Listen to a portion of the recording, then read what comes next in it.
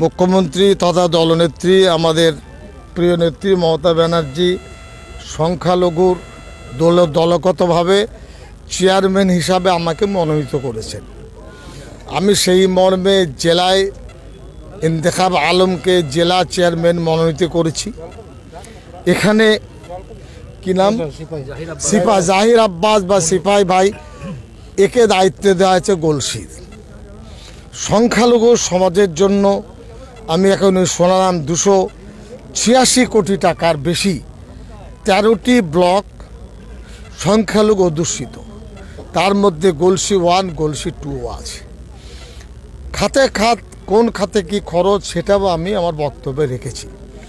আমার বক্তব্য যেভাবে সাঁওতাল, আদিবাসী, এরপরে গোর্খা যারা আছেন তারা, মহিলা সমিতি, সব কিছুর বিষয়ে একটা সেল বা একটা বিভাগ খুলে সকলের মধ্যে একটা চেতনা দল আনতে চাইছে।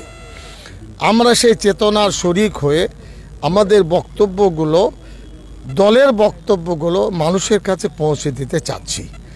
অনেকেই ভুল বোঝাচ্ছেন, অনেকে আবার ভুল ব্যাখ্যা করছেন। এই ভুল বোঝাবুঝি আর ভুল ব্যাখ্যা যাতে না হয়, এই কারণেই এই সমস্ত চেতনামূলক সভা আমরা করছি।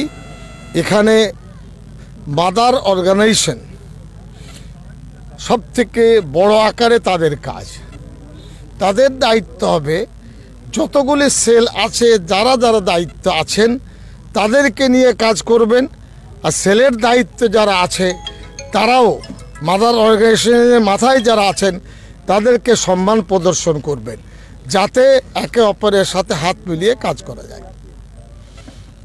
ঠিক আছে? হ্যাঁ, আজকে সংখ্যালঘু দপ্তরের প্রতিবাদ সভা যেটা করলে, কি প্রতিবাদ সভা বলতে কি করলে? প্রতিবাদ সভা বলতে এখানে যেটা হাসরত কাণ্ড নিয়ে কেন্দ্রীয় সরকারের বঞ্চনার প্রতিবাদ, সমস্ত কিছু নিয়ে এই প্রতিবাদ সভাটা করা হয়েছে। আজকে রাজ্যের মন্ত্রী উপস্থিত ছিলেন, সংখ্যালঘু সেলের জেলা চেয়ারম্যান উপস্থিত ছিলেন, ব্লক নেতৃত্ব সবাই এখানে উপস্থিত ছিলেন। সবাইকে নিয়েই সভাটা করা হলো।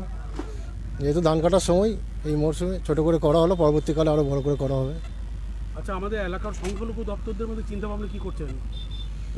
সংখ্যালঘু দপ্তর বলতে আমরা সেটা ঊর্ধ্বতন কর্তৃপক্ষকে জানাবো, যদি কিছু সমস্যা থাকে বিবেচনা করে দেখে সেটা ব্যবস্থা হবে।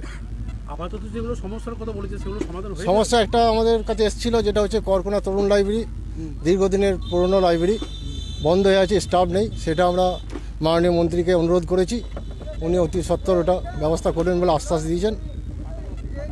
আপনার নাম ও পরিচয়? আমার নাম জাহির আব্বাস মণ্ডল, গলসি 1 নম্বর ব্লক তৃণমূল কংগ্রেস সংখ্যালঘু সেলের চেয়ারম্যান এবং সভাপতি। নিজাম আলমের রিপোর্ট, সকল নিউজ।